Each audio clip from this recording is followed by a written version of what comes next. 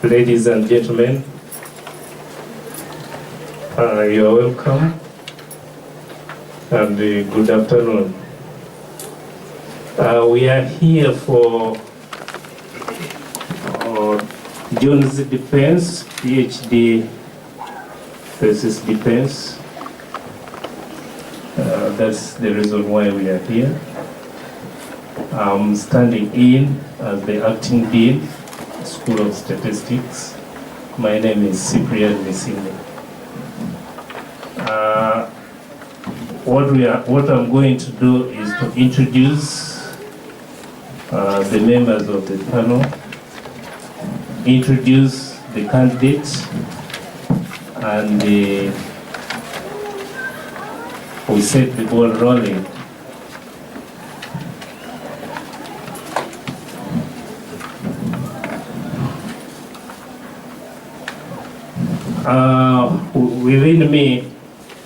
With me here, the members of the panel, and they include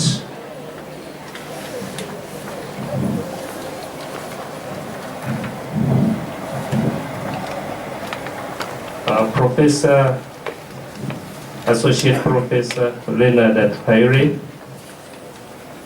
Dr. Tom N. Makumbi, Dr. James Wakadala, Professor J. Binyakana, who is on his way, is coming, and we also have Dr. Paul Bukuruchi, who is online. He will participate through Skype because he traveled. On my left, we have the critical reader and the opponent of the candidate, who is Dr. Jonathan Odwe. The candidate was supervised by Professor James Tonzi, who is also here with us, and Associate Professor Gideon Rutarema, who is not here with us. Normally, it is required that the candidate passes the examination, both internal and external, and this candidate passed the examination, both from external examination and internal. The internal examiners were Professor J. Binyakana, who is on his way, and Dr. Paul Bukuruchi, who is online. And the external examiner of this candidate was the late Professor John Owucho.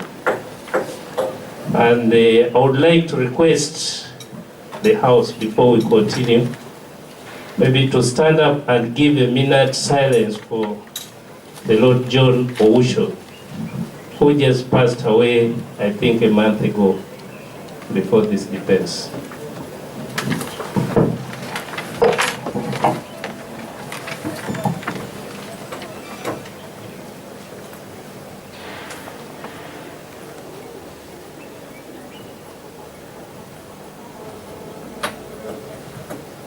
May his soul rest in eternal peace. He may take its step.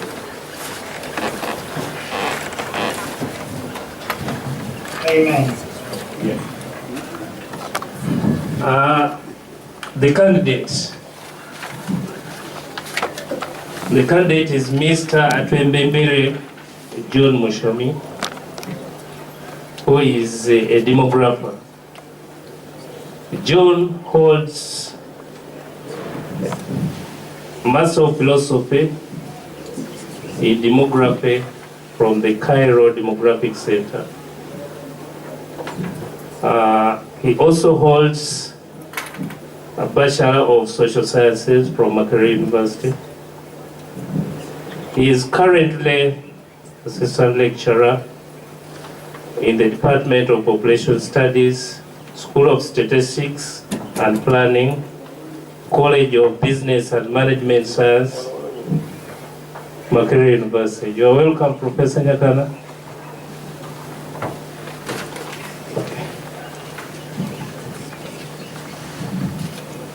So Professor Nyakana has joined us. As I was just introducing the candidate, he was one of the examiners of the candidate.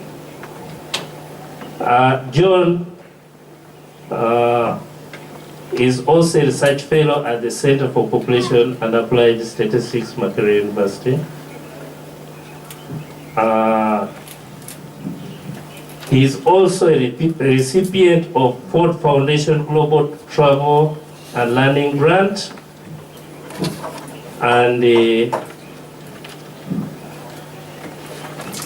his current research experience includes consulting with the Malawi government to mainstream demographic dividend aspects in their national development strategy, consulting with the East African Community Affairs Ministry in Uganda on population and development position paper for Uganda within East African Community, and many others. He has also contributed widely to the understanding of demographic dividends in Uganda, and made several publications. His topic is determinants of international remittances used in Uganda, a household analysis. This is the topic which is going to guide us tonight.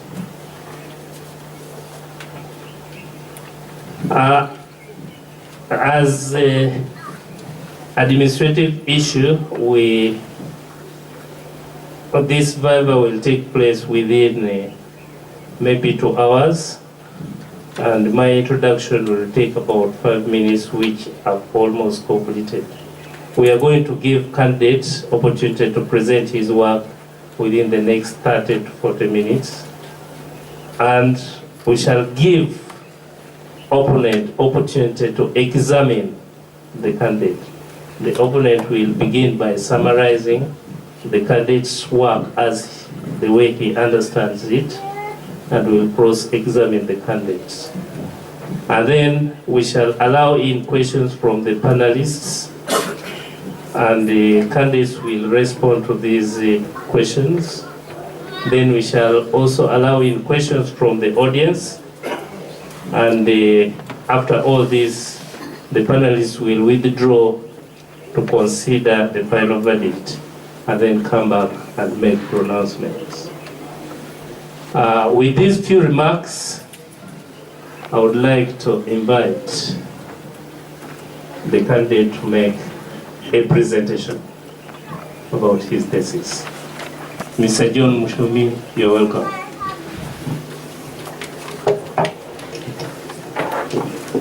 Chair, thank you very much. Ladies and gentlemen, you're very welcome to this discussion. My name is John Mushomi, and I studied determinants of international remittances in Uganda and analyzed this at the household level. The outline for the presentation has 10 items and sub-items therein. Background, I will discuss the problem statement. I will touch the objectives of the study, hypothesis conceptual framework, the methods, results, summary, conclusion and recommendations. Chair, allow me to briefly give a background to this study, that international remittances are transfers in cash or in kind sent to households, to households in Uganda or in any local economy, and these monies come from households abroad. World over, about 1 billion people work and live outside their place of birth. The place of birth in this sense, according to Rather, in 2016, could include a country of birth, can also be a community of former residence. And these migrants send about half $500 billion a year in remittances to their families. And about 23 million migrants sub-Saharan Africans. And for Uganda, in 2013, Bank of Uganda notes that US dollar about 0.9 billion were received in 2012. And the importance of remittances, so to say, in themselves are a human right, and they are overwhelmingly positively impacting families, societies, and individuals. But we also know that some information abounds, Mr. Chair, that this information, most of it, we find it in most countries like Latin Americans who live in the US, in the Philippines, and some studies in Sub-Saharan Africa. And the studies that are available, aside from econometric measurements, and also studying the amount of remittances, seems to be of keen interest to population scientists. Aside from econometrics and economists, this information is also of keen interest because it is a key concept, in the population, the wider population and development context. Chair, I argue that in Uganda, remittances have increased over time. And it's important to note at this moment in time that if we remember the 2010, there was a credit crunch that affected each and every country. Remittances are the only sources of official sources of external financing that remained constant, and they remain constantly increasing, even irrespective of the fact that there was a credit crunch.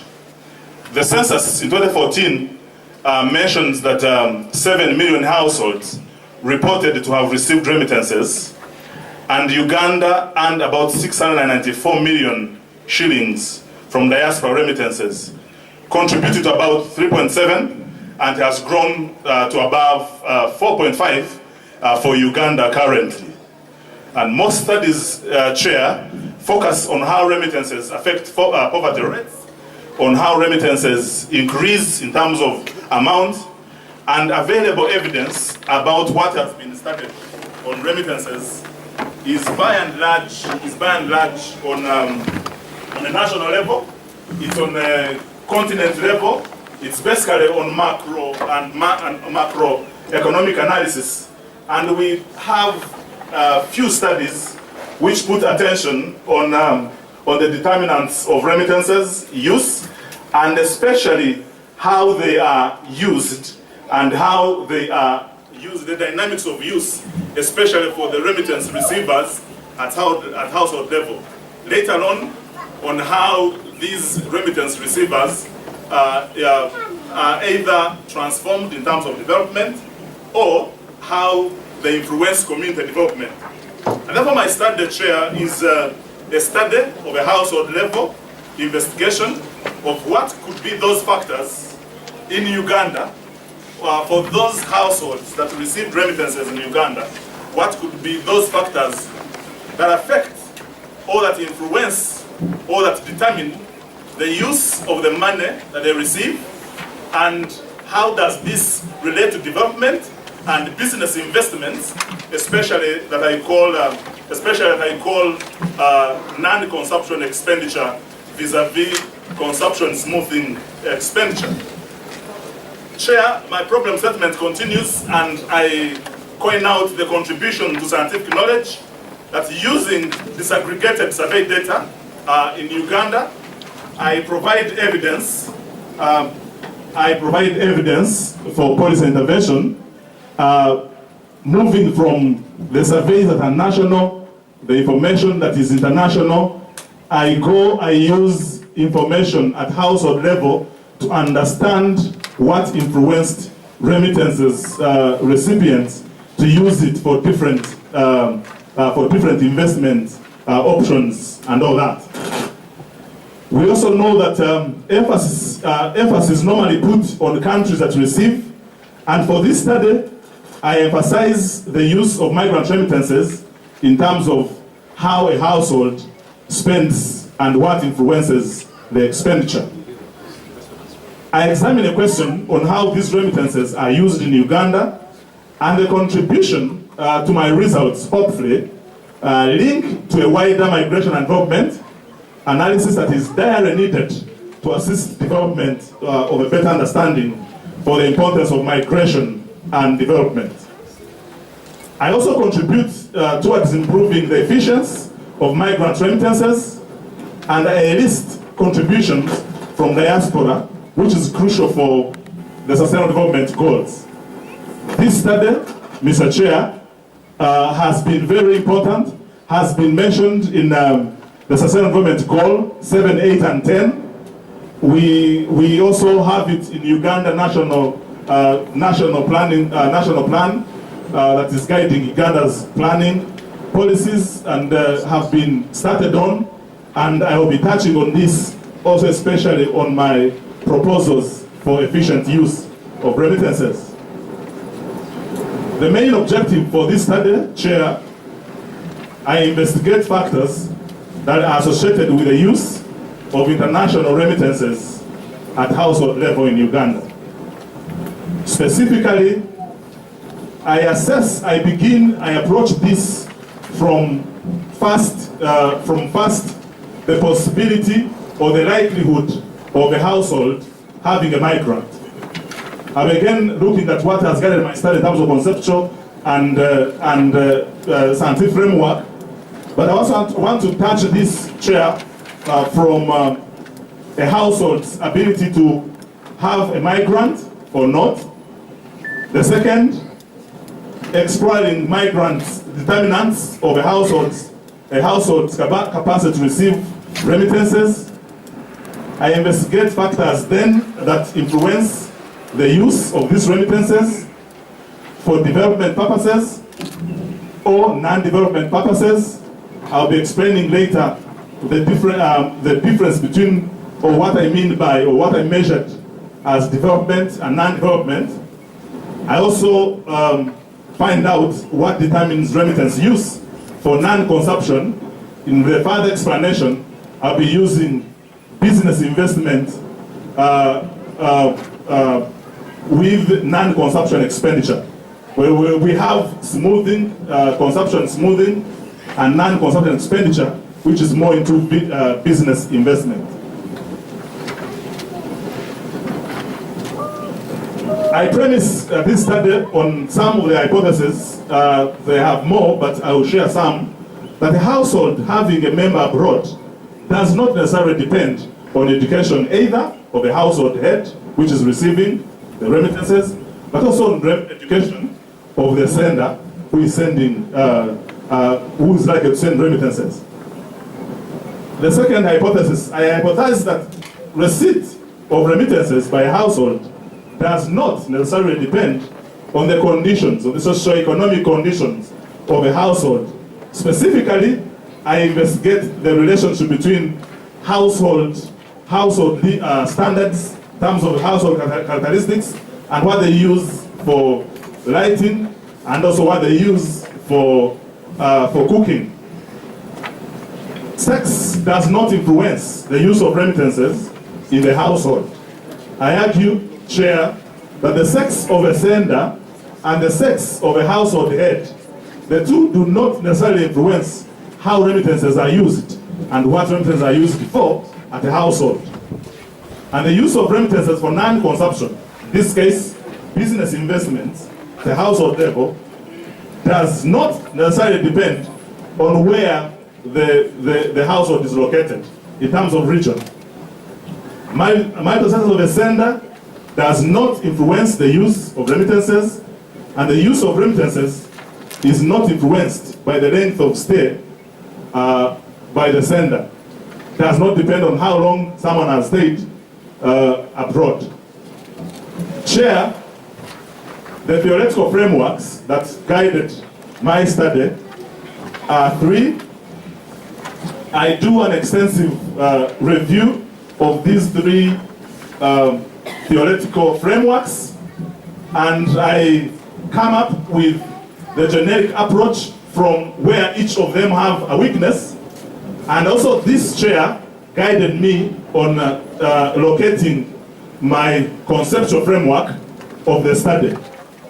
The first theoretical framework is the optimistic developmentalist school of thought and argument that argue that from time immemorial, this is forwarded by Frank Hauser in way back 1992, and argues that we should look at the wider framework of migration and development and understand that there is a move towards globalization, and therefore remittances, migrants, when they go back to, they move to other countries, when they send money back home, they do not, this money is not necessarily used for consumption smoothing, but is much used to transform the households.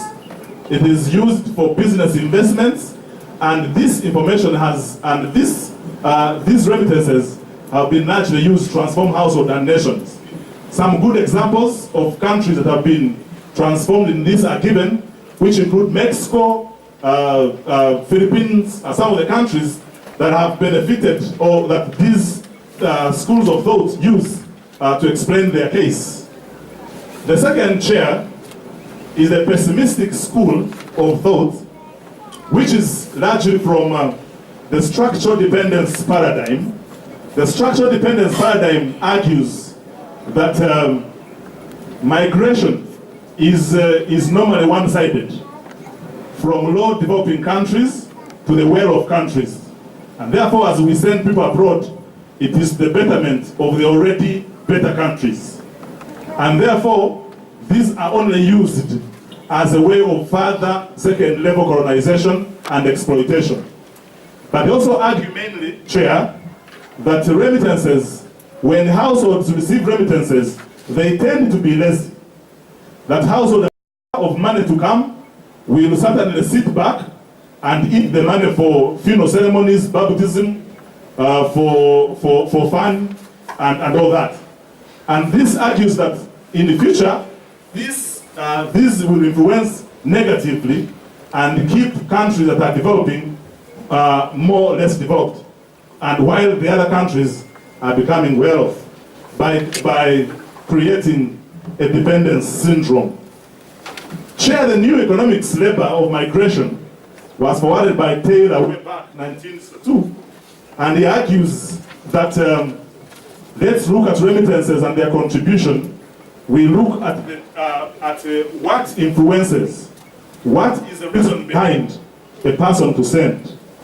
He discusses about 4 of them. Altruism.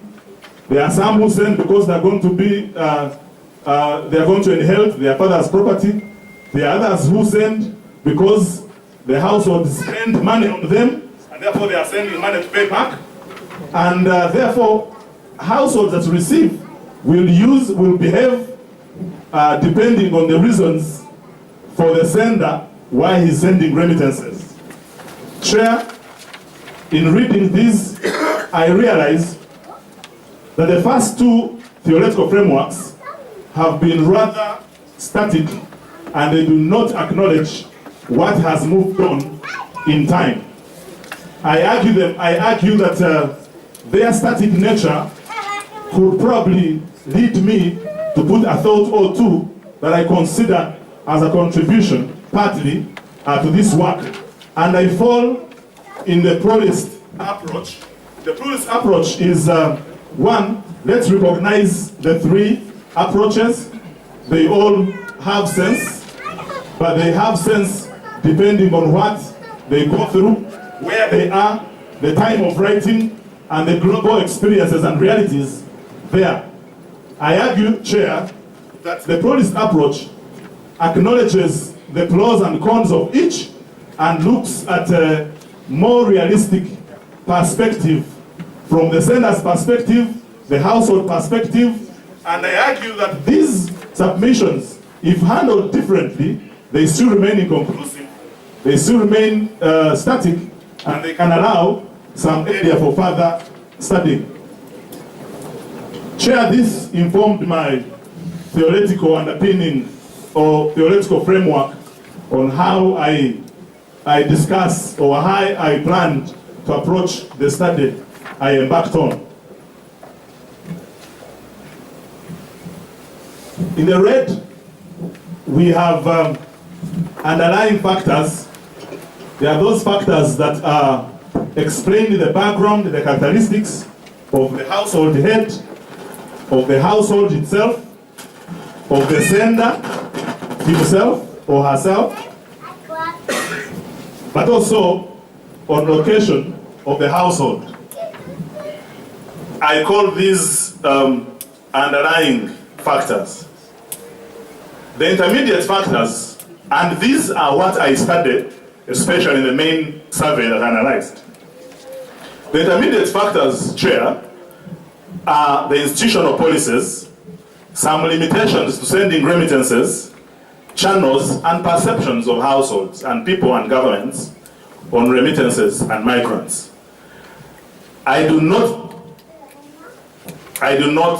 study them in the survey because they're not covered, but I do extensive studying and literature available in countries and Uganda, and I think they in one way or the other influence, though their influence, as you realize, they are dotted lines, they are not direct influence.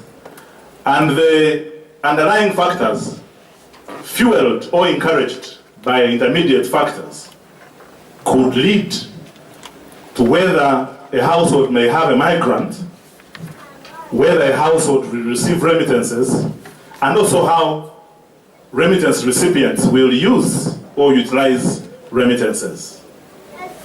And what I studied therein, Chair, a household migration status is my first dependent study outcome variable, the likelihood of receiving remittances, the likelihood of using remittances for development or not, and the likelihood of investing remittances in non-consumption expenditure or business investment or not. My approach is principally a secondary data analysis approach, and it's a quantitative, and I also employ qualitative approaches I will be discussing later. But the study design for the survey I used is a cross-sectional design, and I approach it from a second analysis perspective.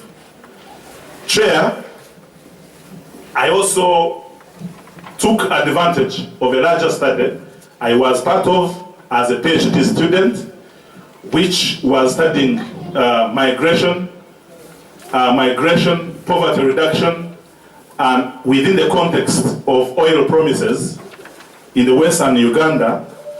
And this study was based on in about 3 districts: Bulisa, Masindi, Hoima, and I located my questions and did in-depth interviews with 14 households and household members. They included those who had received remittances.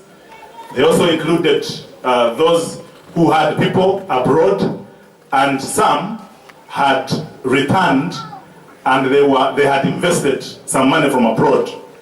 I select these conveniently within a wider population that we were studying, and I use these in-depth views to further explain some of my quantitative results, as I'll be locating them in some of the findings later as we go forward. Like I said, Chair, the survey was done by Bank of Uganda that I utilized, Bank of Uganda in 2010. We note that 2010 was one of the special years where Uganda was also facing the credit crunch like any other countries. But one of the outstanding results in this was the remittances still remained high compared to the previous year. So this survey covered 4,380 households using the probability proportional size approach. And I compute descriptive statistics to understand the characteristics of the respondents. And as we see later, Chair, Hosma and Lemshaw in 1989 discuss certain approaches to analysis depending on the behavior and the characteristic of data that you actually have. And I realized that about 3% of households mentioned that they had remittances. they had received remittances. If we compute the 3%, there are about 160 households that out of the 4,380 surveyed households. And therefore this, because the outcome is a rare outcome, and also the dependent variable, which is of my interest, is small compared to the total sample, I employ, guided by Horstman Lemshaw, multivariate complementary log-log regression model, which is able to deal with data of asymmetric nature of the outcome variable. How I use the results from the qualitative investigations from the 14 selected in-depth interviews, I apply integrative data analysis by looking at the result I have in the quantitative and looking at my stories and interviews on what could be further explaining the result I have. And that's what I approach as integrative data analysis, by putting closer attention to emerging insights made available through the recorded interviews. Chair, I talked about two variables that I'm going to be referring to most of the times, and these refer to developmental use of remittances, non-developmental use of remittances, non-consumption, and consumption. From the survey and literature that I've read, different people argue differently. There is an argument from the econometric point of view, and they argue that spending on health, for example, and education does not necessarily bring direct results to a household in terms of transformation. But the developmentalist approach pinned their discussion on two key issues, which are education and health. And therefore, households were being asked, what exactly do you use the money you received for? So for households that used exclusively remittances for education, health, land purchase, building, farming, and non-payment, I analyze these and refer to them, guided by literature, as developmental use of remittances. Whereas the households, as from the pessimistic developmentalist approach, I argue that the non-developmental use of remittances included those that used exclusive remittances for social functions and general household use. The general household use in detail included birthday parties, depending on what they answered. We again argue from an economic perspective, also wanted to bring a business investment approach, and gives an interesting result from a regional analysis. Non-consumption included building, land purchase, business, farming, saving, loan repayment. And in this case, non-consumption, while it is looked at as a business investment, which is more, could be of more interest if we are to develop, non-consumption is purely business, and they do not consider expenditure on education and health. Rather, education and health is considered in the consumption smoothing, general household expenditure, and social functions. I argue in the literature that the difference between non-consumption and developmental use is education and health. Whereas the rest are similar, non-consumption excludes health and education.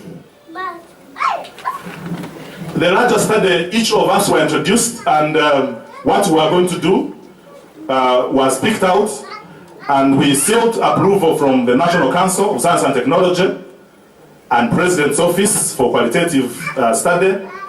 We sought permission from the district authorities. I would secure informed consent from respondents and informants.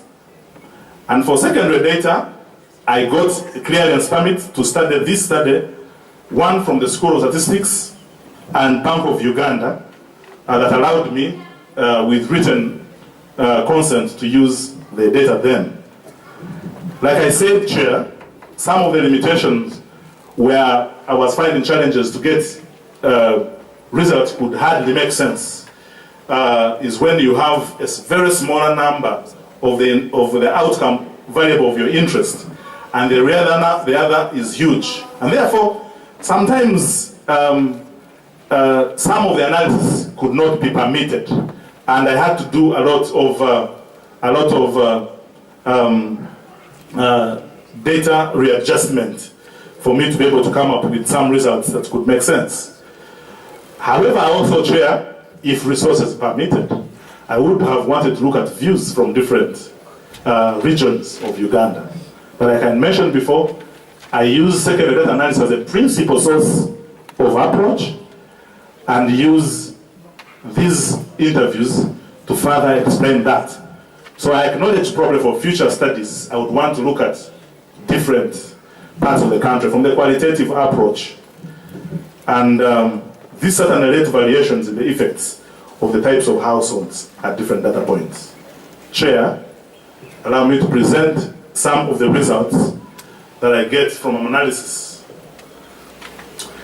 Most of the respondents, they would talk about the household characteristics, but they also talk about their household member who traveled. So I have information on the senders who are former members of the household and also households as well. And most of the senders were aged between 30 and 39. Most senders were males. Most people who had left the country, the households were male. Most of them were married. Most of the senders were married. Most of the senders from the households that were interviewed mentioned that most of them had spent 1 to 5 years abroad. Most of them, about 57%, lived in other continents other than Africa. And the relationship, we also looked at the relationship with the sender and the household head they were interviewing. And we realized the results show that most of them, about 40%, were siblings of the household head. Like I said, Chair, only 3.7 households reported receiving remittances in 2010. You have 10 minutes to go. Most people had one member who sent money, and most of them lived in their own house. And the household respondents, most of them again were the same age as senders, and that's probably linked with the siblings as well in terms of relationship. Most of them were male, as it were, and most of them were from Central Region. About 90% had a migrant. Most of the households used firewood as a fuel source of information. Chair, I present now the determinants at the third level of analysis, which are the key objectives of my study.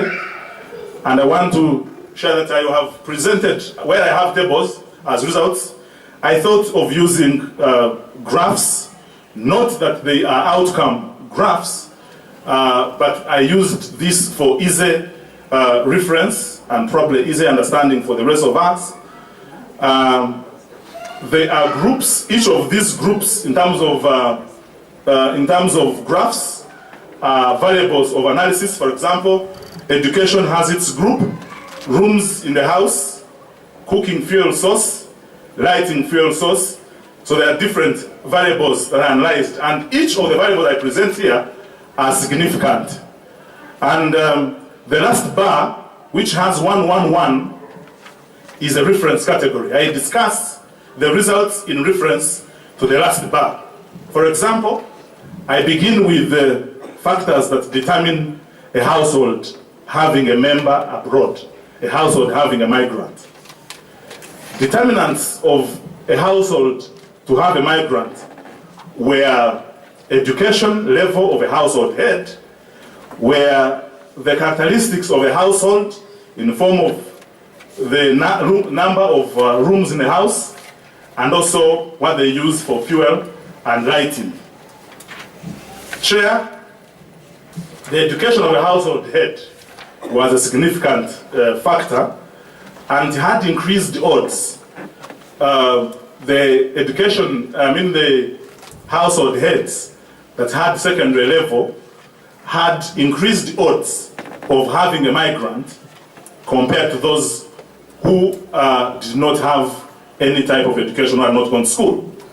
And as we see, the households, they had about 5 times odds of having a migrant.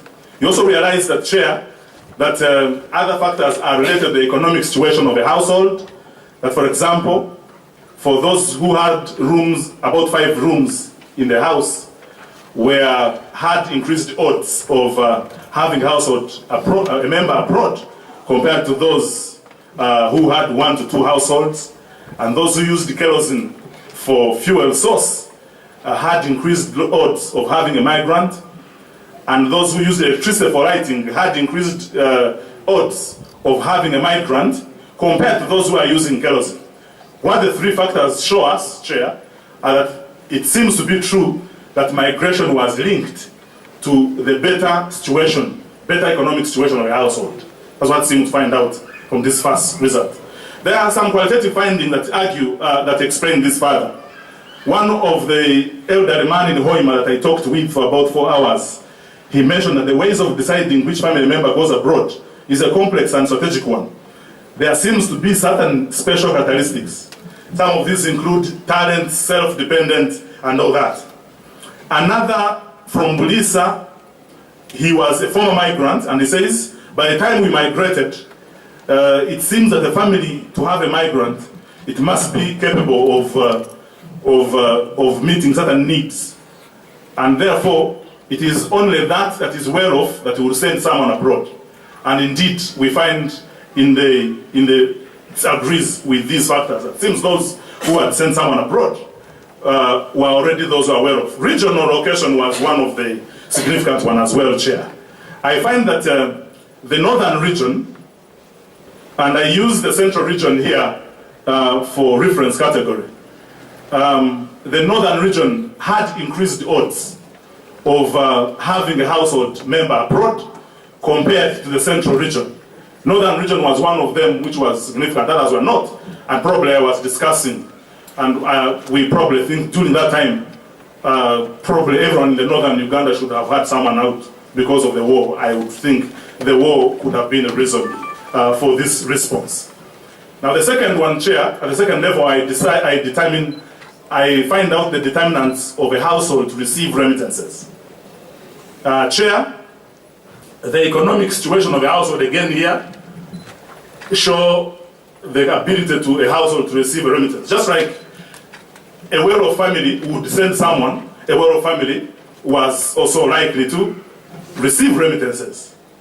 And therefore, 5-room house and above, that household had increased odds of receiving remittances, and using electricity had increased odds of receiving remittances compared to those who are using firewood.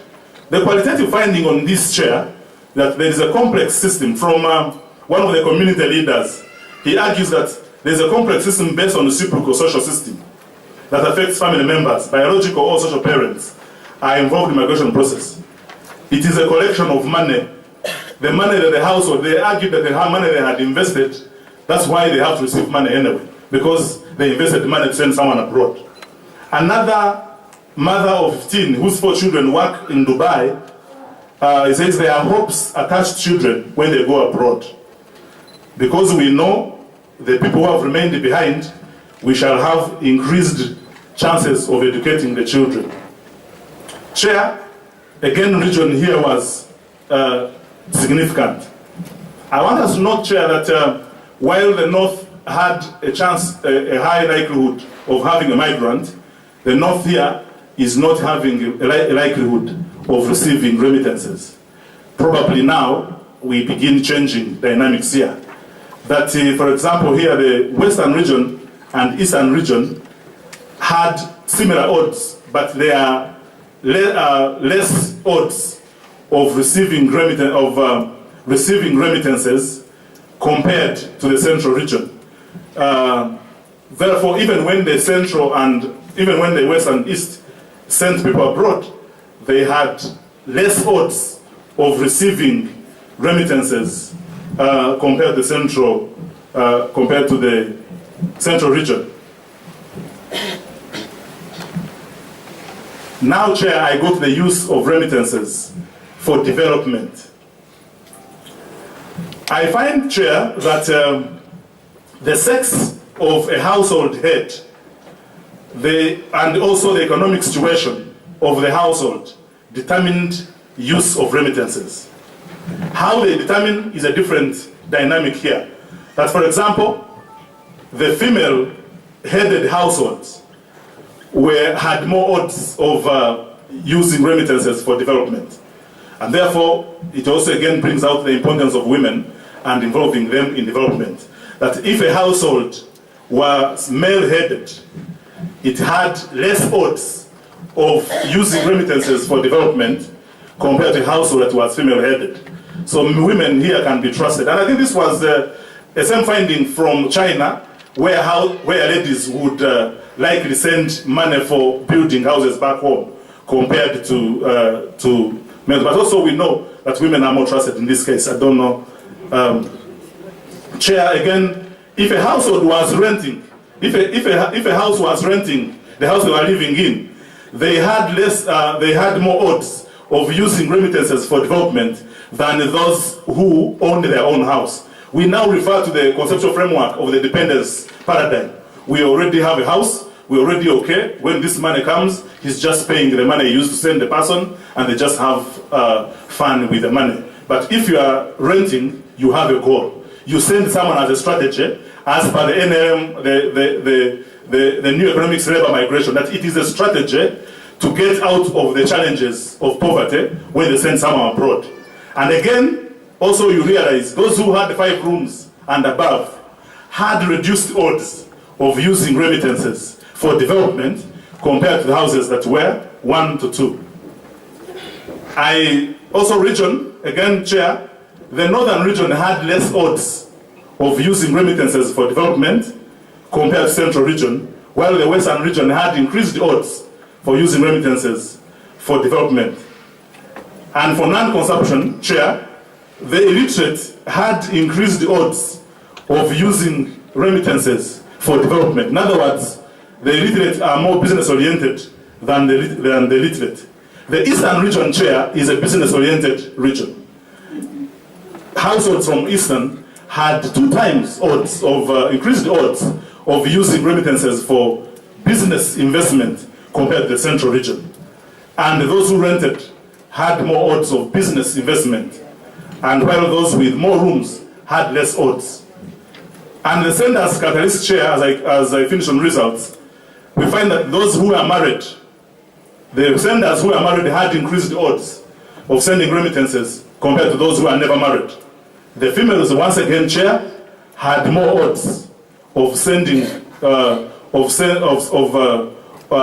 more odds. The households whose senders were females had more odds of using monies for development compared to those who were males. In other words, I think a female would send money with more explanations and more clear follow-ups as expected.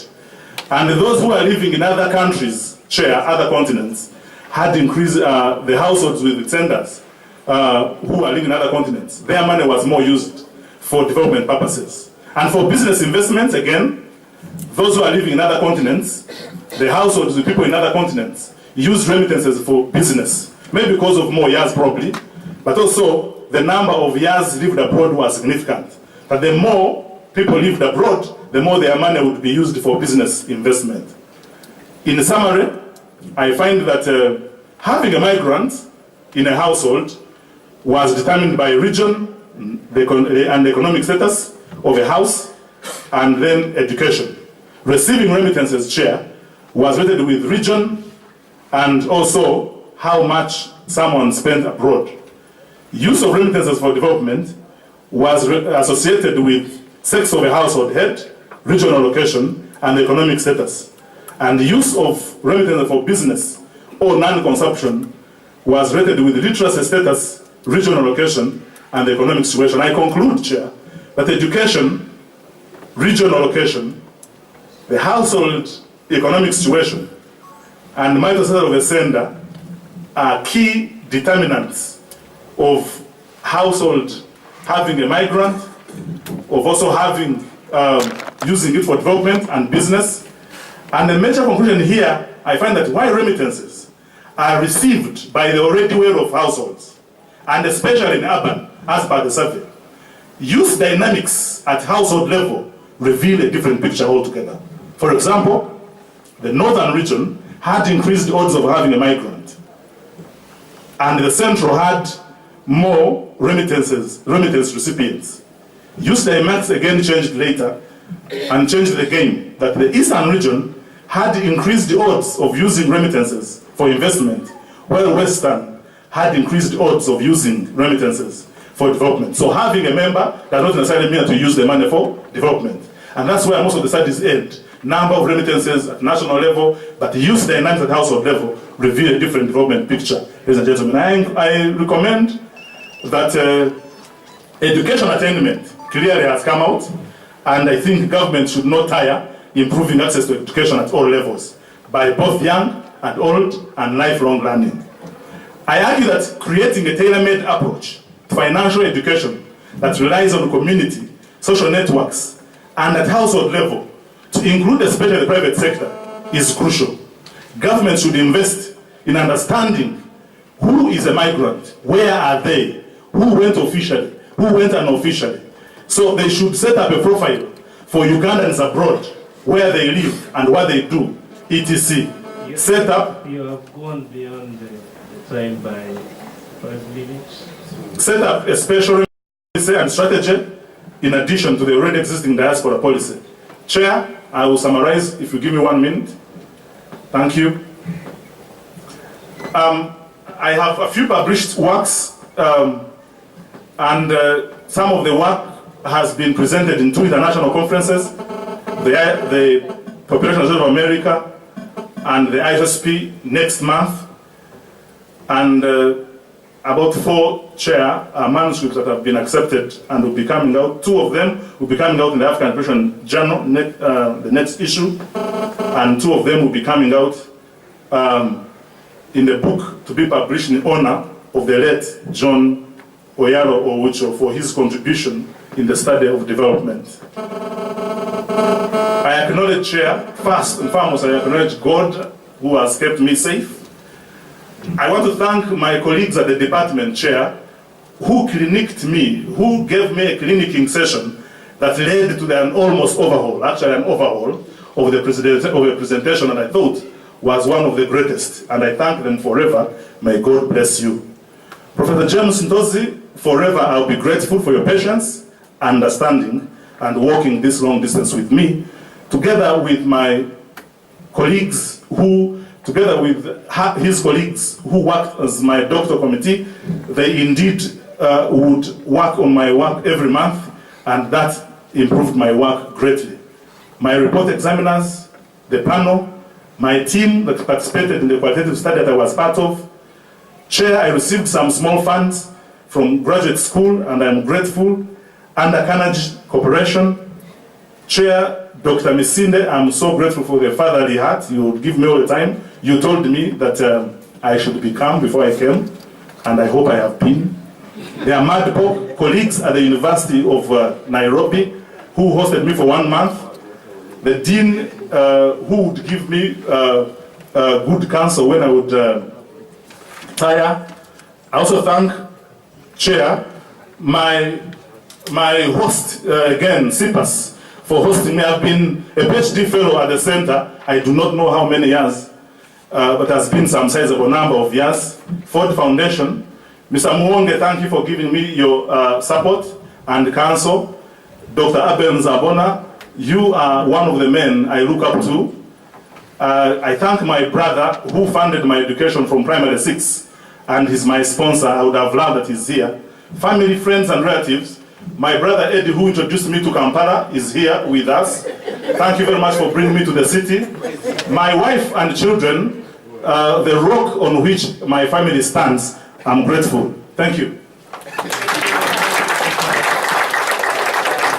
Thank you very much, John, for that wonderful presentation. I think you have sparked on fire.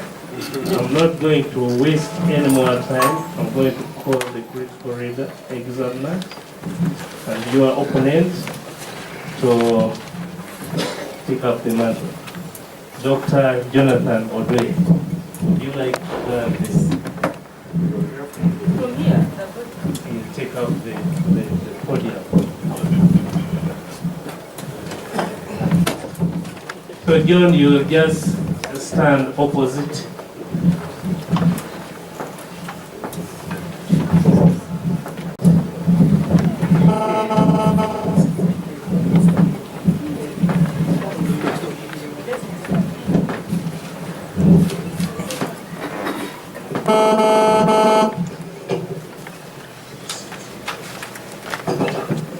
Thank you very much, Chair and members.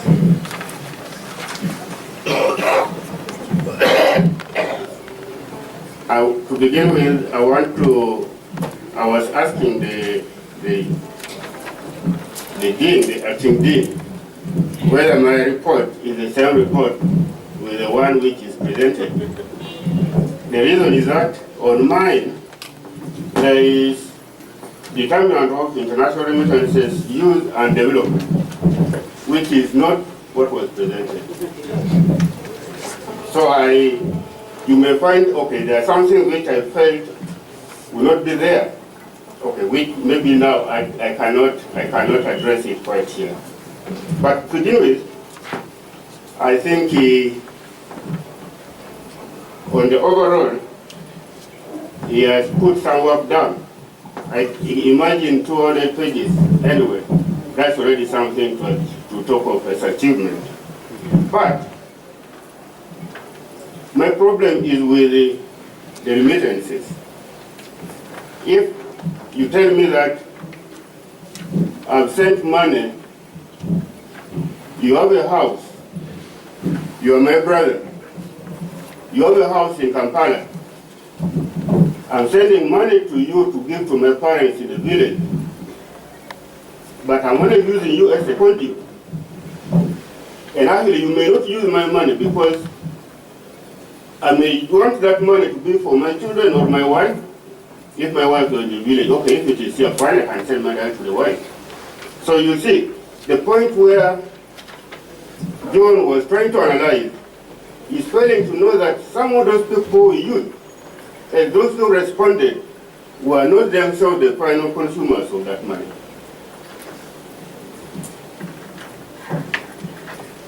As I said at the beginning, that these documents may be, okay, there must be a revision. I know there was a revision anyway. In the one I read, the statement, the problem wasn't as well stated. This one was a bit better spoken here and written down in the book. So maybe what he said, he has been mentioned and said to cool, stay cool, has actually worked.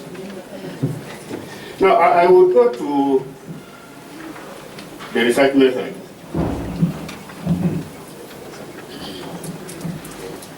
The candidate grouped his dependent variables into, okay, I'm not going to open because not every person even ask that, the number of groups. But now when he puts those groups, when he comes to analyzing, he uses those groups as themes. He doesn't use them as what should be determined. Moreover, within, if you look at what he called developmental, he tried to explain here something that developmental means not consumed.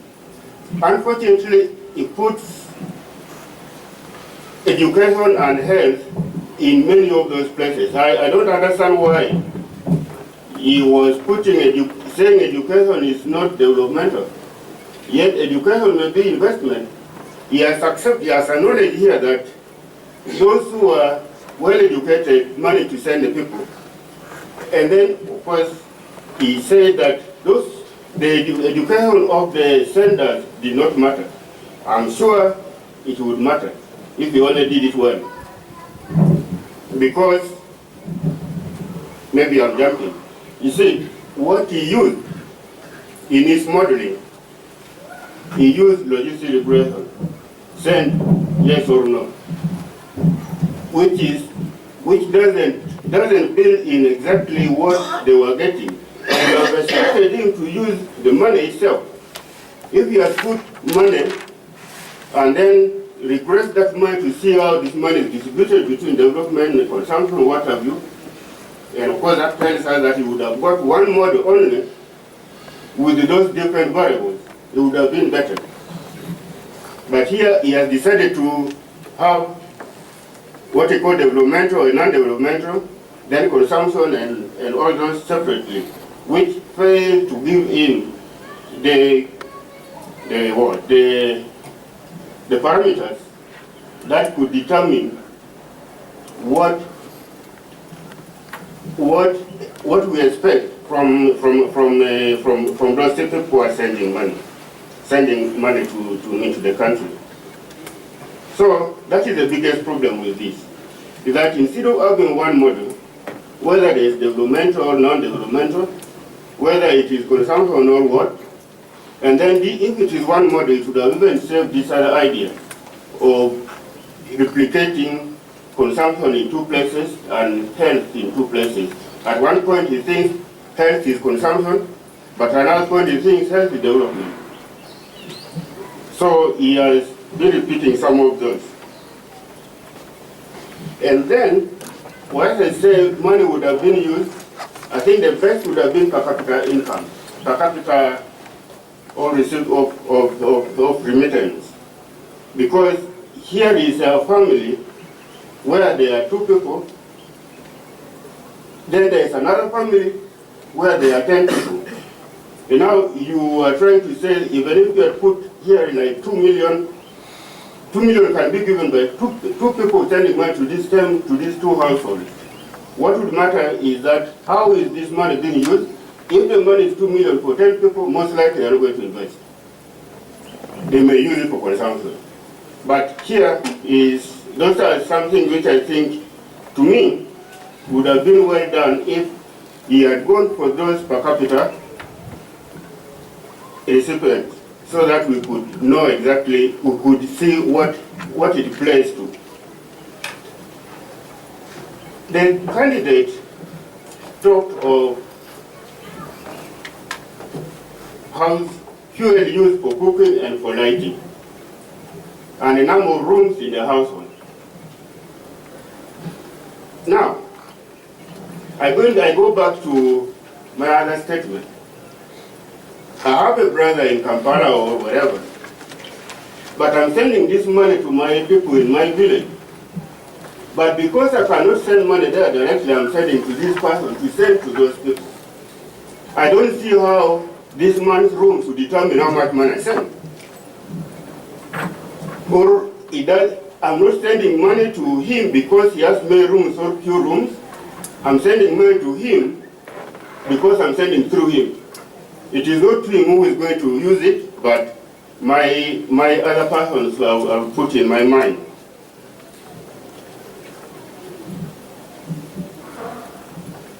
If I come to results, this is where I find the biggest weakness in this study. One, you will find the variables being fitted in the model. The parameters are very insignificant, and they can still go ahead to include it in the presentation, in the reporting. he used the odds ratio. If you look at the confidence intervals for some of the odds, they are out of range. You find the odd is 1 point something, the interval is 0.9 and 0.5, some point, let's say, no, it is just out of range, either above or below. There are many tables here which have that. So that needs to be corrected. And I think that's the biggest problem. As I said earlier, that I would believe that this study would have been best done if he fitted one variable, the use or remittances, and then it gets variables within the use or remittances, and instead of logistic regression, it does multinomial or something like that. It would have been better. Of course, I know many have not seen, okay, like I've said, some of the tables, me already the copy, some of the tables are the interchange columns, so but that one I think is not, you cannot see it here. So, for his presentation here is, you manage it. But if I looked at the presentation here in this report, I would have not. His argument is in the wrong premise. So that what he presented, as he says, trying to tell government what to do, the policy implications, I'm sure it has to be reworked so that the policy implications can apply for the country. Again, okay, I will go to say that even the conclusion that he gave cannot give us what I'm calling a determinant of use or remittances. I expected to find that these variables here, development, education, health, what have you, if so much money is sent where there are so many people in the home, whether you have the household head characteristics or not, the money, the distribution of this money in the household is in this form. And those parameters would have been the one that could determine, could be so useful to us to say that this is determinant for the use of the remittances, which is not right now. Because he decided to look at developmental alone, consumption alone, and then mixing some of the issues within those two. I think those are two major areas which he tried to address.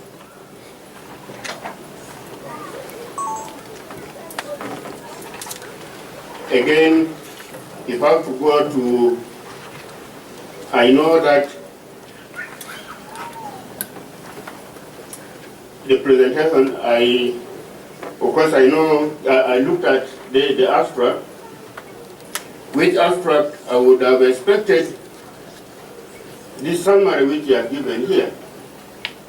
The abstract is so short, so shallow, that what he gave here is maybe a better abstract from that time, from this time on. Thank you very much. Thank you very much, Dr. Odwe, for the issues you are raising about this John's thesis. John, there are a number of issues Dr. Odwe has raised about your thesis, which range from the issue of conceptualization to the issue of the model you chose, and then the issue of why did you take into account the per capita remittances received by households than taking it in the general manner, and then the issue of why did you use maybe linear regression when you take per capita remittances of the households. Then there's the question of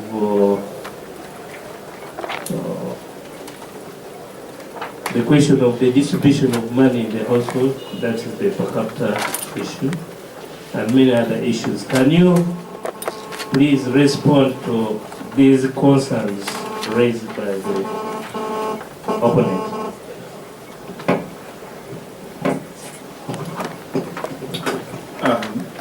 Thank you, Chair, and thank you, Dr. Atwebembeire, for the building and constructive comments on the work. I look forward to receiving the detailed report so that I can adjust accordingly. Just like I have hugely benefited from the external examiner's report that made a good contribution in the development of this work. Chair, allow me to comment on a few, not all. Others are to improve my work. But one key is the per capita distribution of money to members of the household. Maybe I begin with the end user of remittances vis-a-vis who receives the remittances. Chair, I want to acknowledge that one of the limitations of using secondary data that I acknowledge is that sometimes you cannot be in control of certain issues. Some of them could be sample, some of them could be who was interviewed. In this case, Chair, the respondent in the survey, again that I chiefly investigate, was a household head, and we use the household analysis and the household as a unit of analysis, since this was a household survey. It took the perspective of a household survey, and therefore what I analyze here, Chair, is the household perspective, and I am not in control of every member of the household. While there are some characteristics of the household in the survey, like number of people, sex of children, and all that, the survey does not give us how much money per person. That may limit me using the per capita distribution of money. The end user and the actual user, I want to agree with that this is one of the weaknesses of the survey. I think the survey would assume that when they reach a household, they would ask them, you received the money. Yes. But again, why I think it would be an improvement, the next question would be, what do you use the money for? If someone said, I passed it on to my grandparent, probably those cases were censored, because the survey was interested in understanding, you received, you used. So what I analyze is receive and use, and the sending or the second level use is not analyzed, and I don't find it in the survey, Chair. And maybe I can't say that was answered by my qualitative survey, but one of the aspects I interviewed among the 14 in-depth interviews I did included, Chair, the actual users. I also increased it to the people who had returned to look at the business investment aspects of migrants, because of following the model which talks about when you send someone abroad and they return, they are likely to change the community. And I found some of those cases to confirm that framework, Chair. Chair, I couldn't use the multinomial model for two reasons. One, as Dr. Atwebembeire rightly identifies, I do not use the multinomial model because one of my outcome variability was rare, compared to the total sample. I find, for example, when I tried multinomial. I also actually tried multinomial. I tried ordinal. When I would be consulting with the statisticians, I actually applied about 3 of them, and multinomial was one of them. But it would give me extreme values, a lot of wide confidence intervals. But even when we realized I put them at the household level, I still had issues with wide confidence intervals. And therefore, if I had used my multinomial, I would still find those challenges. And I've tried it indeed, and student work until I read, and I thought Musho was more probable for guiding my study that I used, Chair, especially that I do not know the details in the survey of the households and the recipients and who the money went for. But like I mentioned, I find, for example, female household-headed females that were headed by females. Maybe that goes to the actual user who received. That they were probably more likely to use it for development. Chair, I did a lot of intensive work and study on development vis-a-vis consumption. The only difference, Chair, I find is that development may not be today. When you take a child to school, you don't get development immediately. But they are what we call key human capital development enhancers, education and health. And why it differs from consumption, this study I found over 90% of the studies approaching remittances. They were approaching it from the econometric point of view. And they were looking at how much money, measuring how much goes, how much is spent. And I thought I would get a point of departure and live on money and choose not to care how much, but look at money has been received in a household, irrespective of the amount. What is it used for? What is it used for? And how can I link it with development enhancers, development enhancement activities? It's not necessarily directly they were saying we use it for development, but I constructed a feasible variable in development. It has challenges, I agree with you, and I note it in my write-up, but I focused it for this study, and for what I had in the survey, that is what would guide me. Chair, if I could respond to others, that the out of range, I will review that, looking at I have a do file. I'll be looking at those cases that have extreme values and odds that inconveniences that are out of range. I'll look at that very deeply. I also will, Chair, look at revising my work in line with the presentation. Chair, I have discussed this work with quite a number, and as you agree with me, I spent about 5 hours with my colleagues in the department, and I would take the same effort back into the book, and certainly it would be largely different. And like I said, that's how I began, with a million thanks to them. I'm glad you would acknowledge their feedback. It is the department's work, I would imagine. And I thank you very much.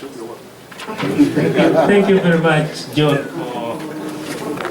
for the response. Now I'm going to open opportunity to the panelists to ask you questions.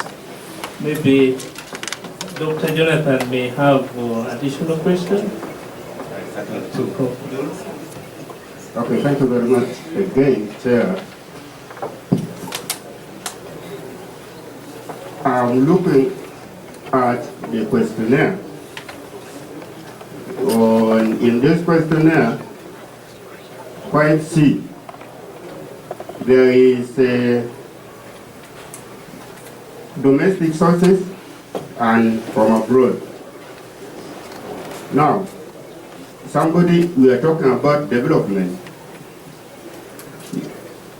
How can we know that this amount of money which is used for development is as a component of it coming from domestic source? Because I'm not sure that we say all this money that have been realized about from abroad is the one I'm putting on building this or that. There may be combination of money here and there. Now, you said that you did not want to bother about how much money is there, only to know what money is used for. How do you then measure determinant? Because determinant would come, I've just said here that if you have money from abroad, from your uncle, your brother, your what, and then you also have money from home. The way you combine this money is what determines how much money is put on investment or put on consumption. How do you make those questions? Thank you. Thank you. You can respond. Chair, my comment, largely the challenges this study is indeed what Dr. Odre raises. I tried to read studies on attribution and some econometric measurements have done studies on what exact amount of money is spent on each of them. Unfortunately, I am limited again on now looking at what the survey raised. They would actually put ranges, 10,000 to this, on the areas that I then later used to lump, to explain, basing on my study, as development or non-development, but also from research. The determinants, Chair, again, have their own limitations in terms of the attribution effect, and the survey data indeed suffers from the attribution aspects. In terms of abroad and domestic, how I think would be partly answer that would actually be, I mentioned that the remittances in this case, what I analyze are the monies from abroad, not say from any other part in Uganda. So the international remittances, as the topic suggests, Chair, is the money that is coming from. Let me just clear one thing. They know in statistics, there is that error term. Yeah. And you have to take out that error term. Okay? So if you leave it out and somebody has put money in development, then you're mixing. Because of that, the E at the end, when you are doing what, that error term, that contribution which may be coming, which actually is in the household, but you are not taking care of it. So that's why I think you needed to have taken care of it. Thank you very much. Thank you. I note, Chair, and I will work on it. Okay, thank you very much. Now let me open this opportunity to the members of the panel. I will begin straight away with Dr. Paul Bukuruchi, who is online, to ask the candidates questions.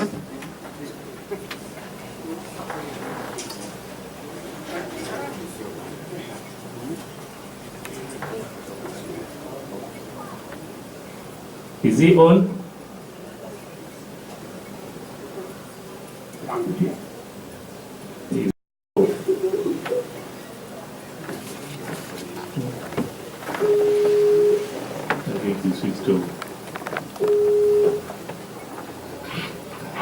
Hello.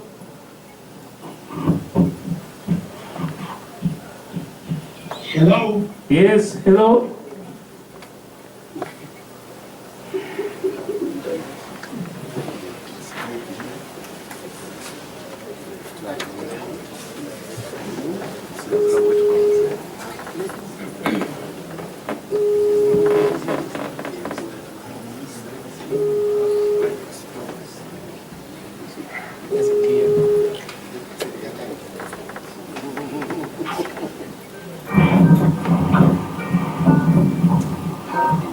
Hello. Hello.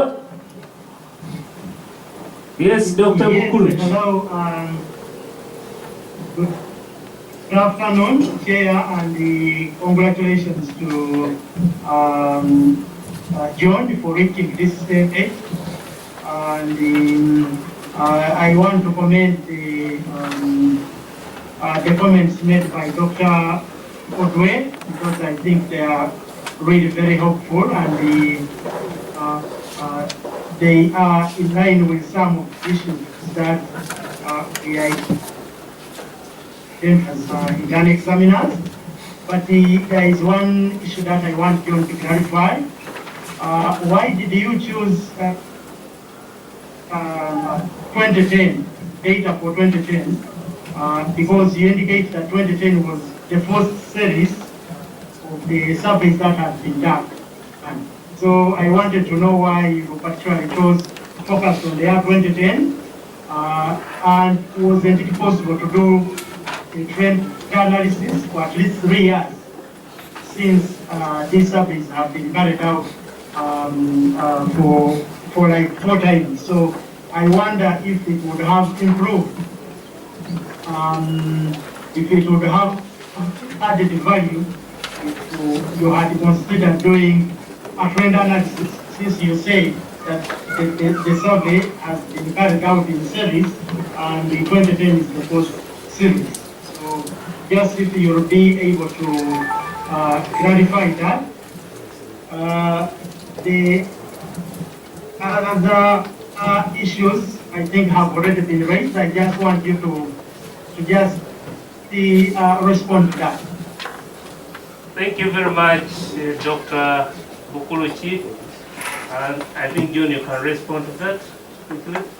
Thank you, Dr. Bukuluchi, for that. I started this study in conceptualizing it was in about 2009, continuing to look at different aspects of remittances. I also later gave it a break and started it later in the following years. But what is special about 2010, Dr. Bukuluchi, is that 2009 to 2011 was a world turbulent time, economic turbulent time for different countries.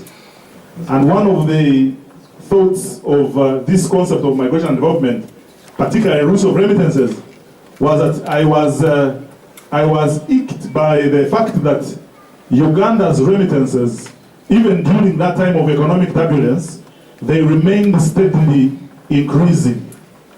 And that is one of the special perspectives of remittances in 2010. I also agree with you, remittances have been carried over at least every 2 to 3 years. And I also agree with you that a trend analysis would give a much better picture. And it is one of the trials I have started on for one of the papers I want to write. I couldn't do that because, again, I wanted to present a cross-sectional situation at a time of 2010. But I agree, over the years, we have had many surveys. And again, when I'm doing a PhD, you also I also thought I would not keep on swinging with every year that comes and all that. Otherwise, I would have wanted actually about 7 years. By the time I worked, there are 2 of them, 3 of them. This was the 4th. I still thought trend of 4 years wouldn't do much, but I have had it in mind. I had one of the objectives that I deleted later, and agreed with the people who I interact with that one of the aspects I should look forward to is looking at the trend analysis of this for about 10 years for now. Thank you very much, John, for that response. We go to other panelists. Chair. Yes. Yes, Paul? Hello, Chair. Yes. Hello. The microphone is open. Hello. Yes, one other issue that I want to raise is the issue of discussion. I realized that John, you used the unintegrated approach, where as you were presenting your results,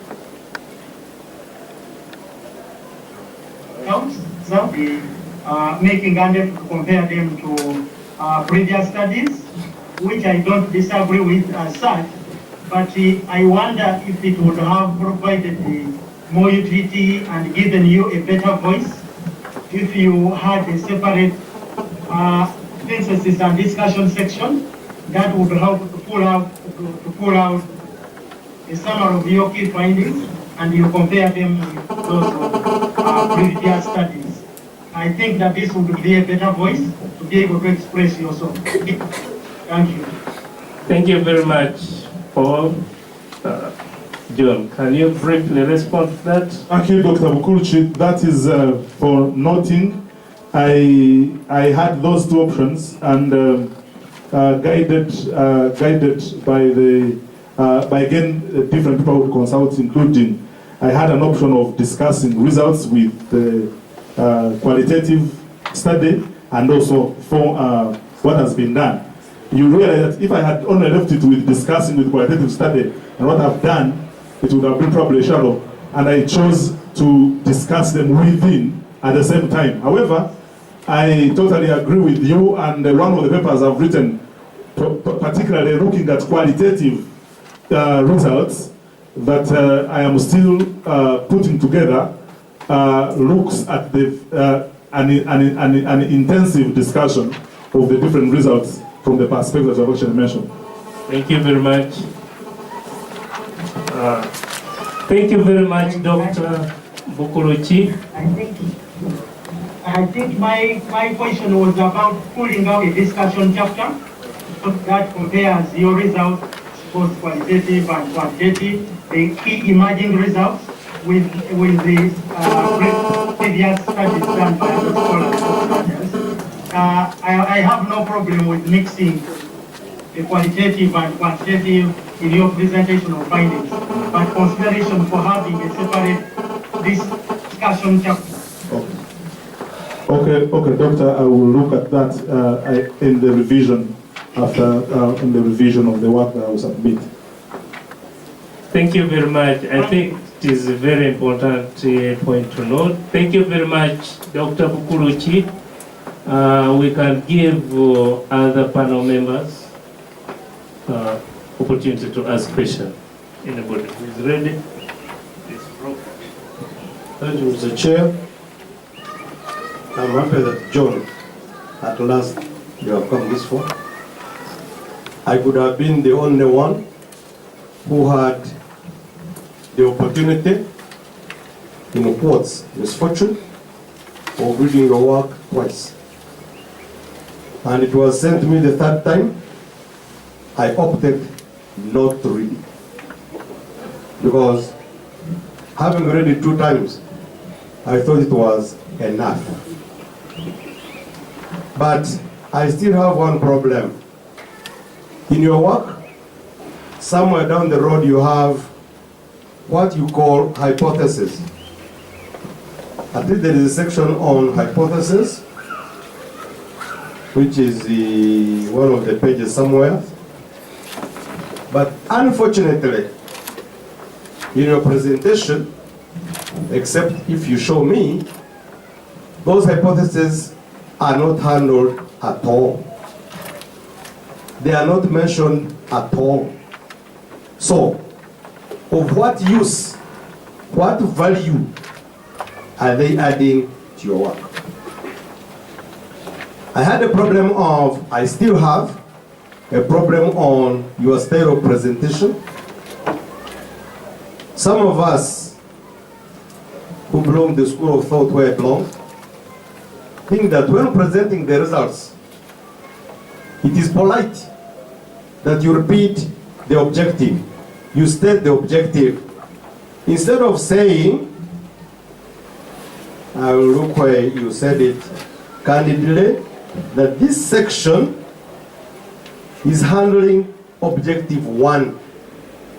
This section is handling objective 2. That means you are sending me back, which you did repeatedly to me, to look at the objective you are handling.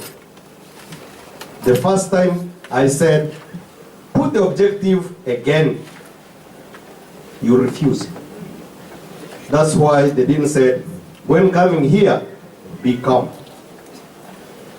Even in your presentation, you just mentioned them somewhere, you don't mention them again. My prayer, as you are making the final submission, where you mention, this chapter presents findings for the second objective. What does it cost you to put it there? In chapter 6, you lump all the objectives. If you give me a second, I'll get there. This chapter is a response to the 3rd, 4th, 5th, 6th objectives. 1, 2, 3, 4 objectives in one chapter. The other chapter was one objective, the whole of it. To me, I take that these 4 objectives are relatively insignificant. That is why you can afford to lump them together. And I think that should be the last or not least. I thought I had some other small thing. But still, yeah, your presentation there, maybe this being the 4th that I'm looking at, could be better than the previous one. But even in the 3rd book here, you don't handle your hypotheses. So if you are not handling them, if they are not adding any value, if you are not analyzing them, for goodness sake, delete them. Because nobody is imposing them on you, I submit. Thank you very much, Professor Nyakana. John, can you respond to that? Try to be very brief to the point as you respond to these queries. Thank you, Professor Nyakana, for first of all for guiding my work significantly. I want to acknowledge your contribution, and it did wonders to the next submission I gave you. I also apologize for not responding as that. You realize they were enormous. I may have omitted by mistake, but I did not refuse, and I apologize once again. I also acknowledge and have noted very seriously on responding to presenting an objective, and I will certainly do that in the 4th revision. And from what you asked, it is not conclusive and extensively touched. Again, the same concern was raised by my clinicking team, my colleagues who almost beat me, and I did that immediately, and I'm going to transfer these into the actual work, and I will respond to that. Thank you very much. Thank you very much. Another member? Thank you, Chair. Thank you, John, for all the efforts in the presentation. Of course, reaching that stage has not been easy for you, just like for anybody else. I had a chance to look through your work, right from page 1 to the last page of references. And normally when I read such work, my first touch should be on references. When I looked at the reference list, most of all these guys seem to have written all the real economists. You quoted Matovu and others. In economics, I think I may be corrected. Remittances are what we classify as current transfers received from abroad. And if you look at what you have done, even at household level, we are looking at household welfare, not so. Now, my broad question is, why do you think or believe that you should be awarded a PhD in population studies than a PhD in economics? 2, I just want you to enlighten me on the kind of the formatting style you used. Formatting style, that is referencing, and how you effectively used it in your work. 3, of course, you have made a very good presentation, and for some of us who may be lay people, you are using the word odds ratio, but now to a simple man like me, I somehow got lost. The odds ratio up, down. In simple English, can you demonstrate what exactly you meant? Just using a simple example, so that I could really appreciate. The 4th one is on classification of your key dependent variable and definition. John, you know very well that regarding some of these things, we cannot invent the wheel. We have Uganda Bureau of Statistics that has already defined some of these items or characteristics at household level. We have consumption items, semi-durable items, durable items, etc. I was really wondering why you never gotten a leaf or guidance from that definition under Uganda Bureau of Statistics. If you look at the UNHS questionnaire, such that you classify non-consumption items when you are guided by UBO's questionnaire. My last question is on some of the variables you controlled at household level. John, you know very well that you have very limited money from abroad. No doubt about it. And there are several reasons that make us really go further to remit money from abroad. In Ugandan context, there are so many factors. For example, number of dependents in the household, which signals household responsibility. And issues like the payment at household level. So this one boils to me that yes, much as you have run a complementary local, but I still think that the issues of assessing determinants of remittances and use are not very well articulated, following what Dr. Odo is saying. Because if you had domesticated this study, the reasons why people remit money seem to be obvious. Not the number of rooms there in the house, not the lighting system you have in the house. Thank you so much. Thank you very much, Dr. Wakadala. John, please, can you give us precise response to these questions? Thank you very much, Dr. Wakadala, for your submission. I want to begin with the last submission, that I agree that, and it will be linked to the previous question, that reasons why people send, the amount sent, levels have been well studied. What they use it for at the household level was a rare find in my literature.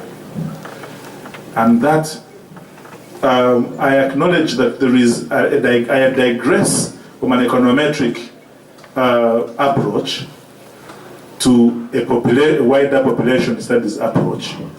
And what distinguishes me from an economist are those dynamics at a very deep household level, not how much is remitted, because econometricians can measure, and there's a lot of studies measuring the guide of what determines how much. I do not, again, approach it from how much. I approach it from a rare and a non-famous approach, from what could be those deep characteristics at the household that influence general use of the different perspectives I measure them. And therefore, why should I be given a PhD in population studies, not economics? You realize that one of the answers is your last submission, Dr. Wakadala, that I did not, first of all, not measure, and there is a lot of work that's been done by economists. And the beauty about population studies is that population studies encompasses economics, sociology, some statistics, and how I approach this, that I look at money sent, which is economics. I look at use dynamics, how much that has been done by economists, and my simple contribution as a population scientist is look at other characteristics of individuals, senders and households and the household heads, and see how they influence the general use, not measuring the amount of money spent. The style I used for formatting is references, is APA, as recommended by Makerere University. And the definition of contributors, I'm going to work on that, certainly, and I thank you very much. And odds ratio. Odds ratio, I'm one of those who have struggled in understanding it. I've read quite a lot, and I would dare try to explain. Imagine two people, a boy and a girl, would like to travel two sets of distances, a set of distance, and say, there's a distance for 3 kilometers, there is a distance for 5 kilometers. I am interested in knowing, being a girl, what chances, how much chances do you have compared to your counterpart, who is a boy, of finishing 3 kilometer distance?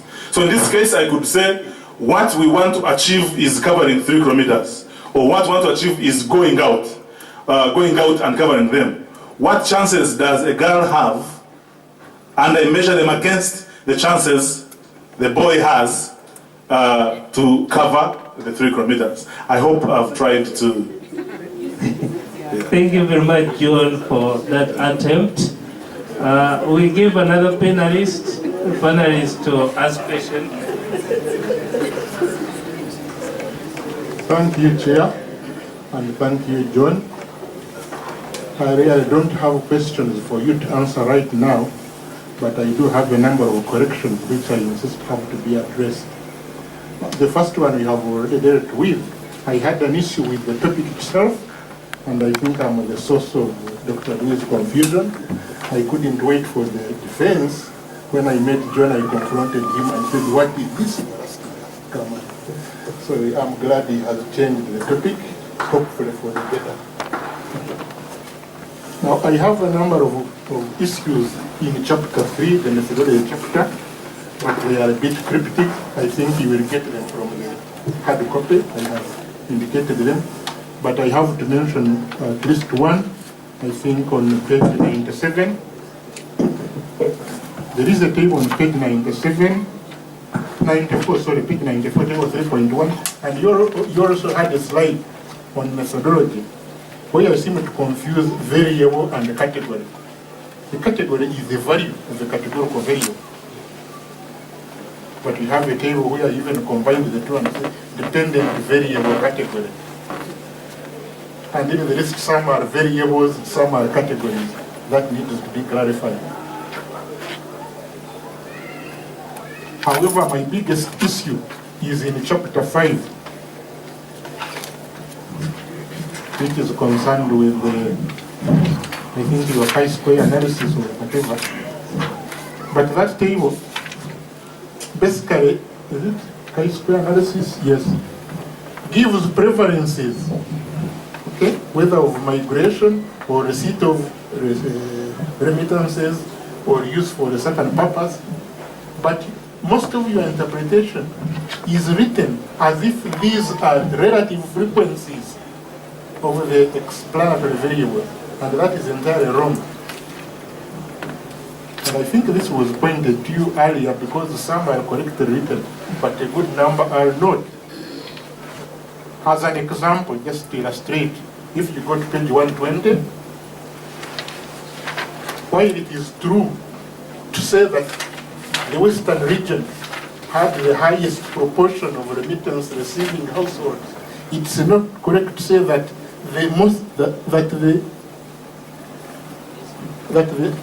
Western region had most of the remittance receiving households were from the Western region. That is wrong. So chapter 5 has to be rewritten to make corrections to those wrong interpretations of the tabulation. And thank you. Thank you very much, Dr. Twaire. And John, I hope you have noted that. Dr. Makumbi. Yeah, thank you, Chair. And John, for your presentation. I'll make copies. I'll make my comments, the hard copy. Of course, as you are aware, I've been part of the process since inception. I don't want to say much because I ask, where were you? Now, I have one comment. I have 4 comments. The first one is about your hypothesis. Can you get back to your hypothesis, list of hypotheses?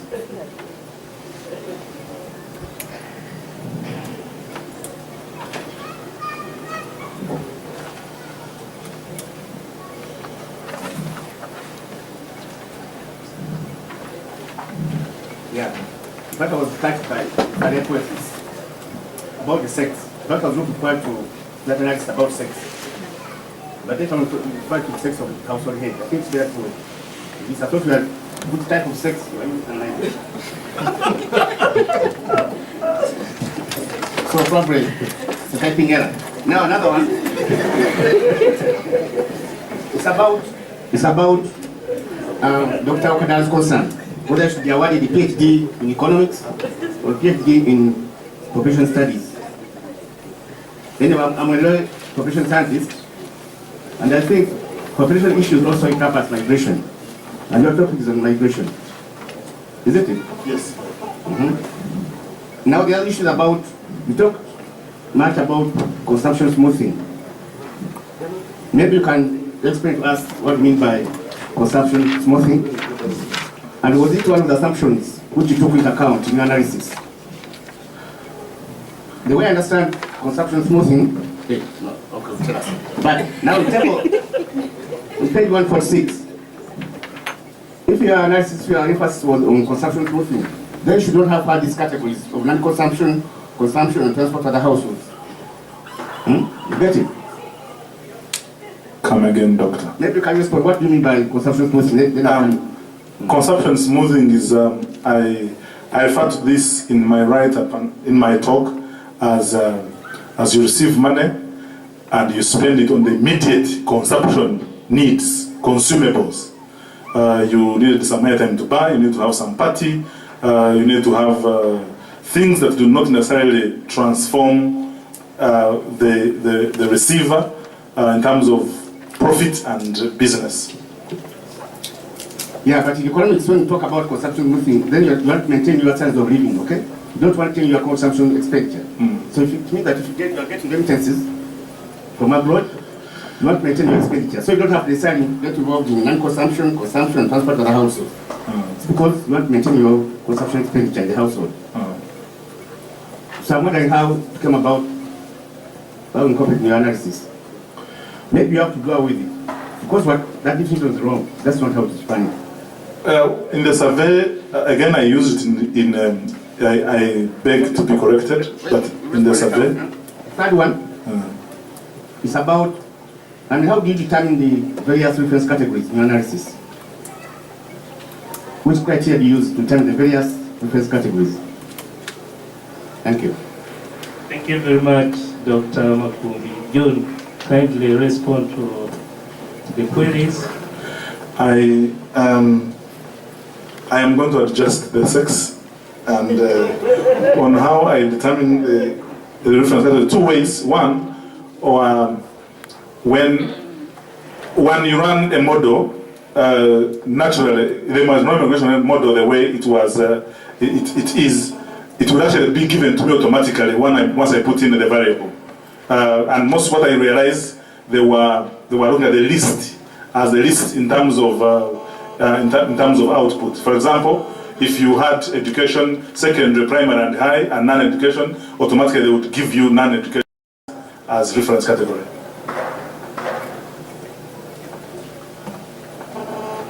And about consumption smoothing?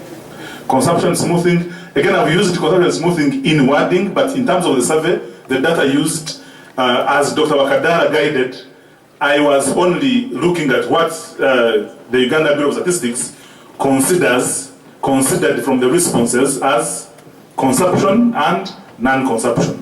What is non-consumption? I probably maybe the explanation that I add the word smoothing may be different from the word consumption expenditure, and I will consult and do the right wording.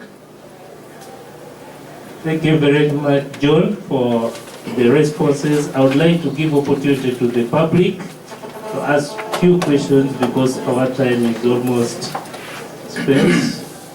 Yes, Professor has some issues. I was leaving him out because he's a supervisor and we are badly examining him.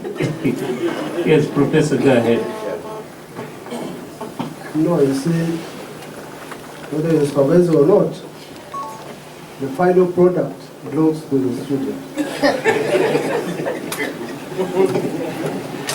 When you midwife the mother and produces the child, then goes and kills the child, you are not responsible. So I think I still have a few comments here and there. And I think I was also invited here as one of the panelists, not only as a supervisor.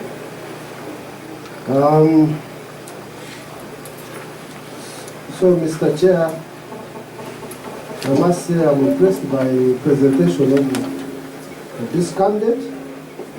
Of course, there are many gaps that have been pointed out, and I thank those who have pointed them out. I'm sure the candidate is going to deal with them. I also I have my own gaps which I thought I would, some questions which I thought I would ask him, some comments. One is on page 22, 23, which is about hypothesis. I think one of the internal examiners was very much concerned about hypothesis. When you use hypothesis, when you state hypothesis, you should show at the end whether you agree with those hypotheses or whether the results you've got have agree with those hypotheses. But here, these are hypotheses from some important authors. I think this is Lucas, Stark, and David, and Foreign. They state about 4 hypotheses. And I thought they were important. They actually attracted me.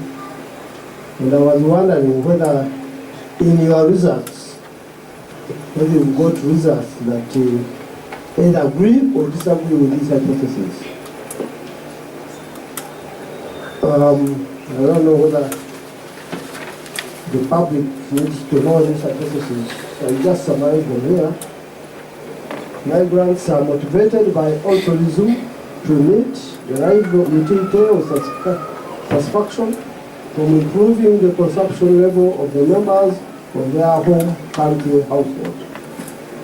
2, migrants are motivated by self-interest to meet in the anticipation of reciprocal assistance from the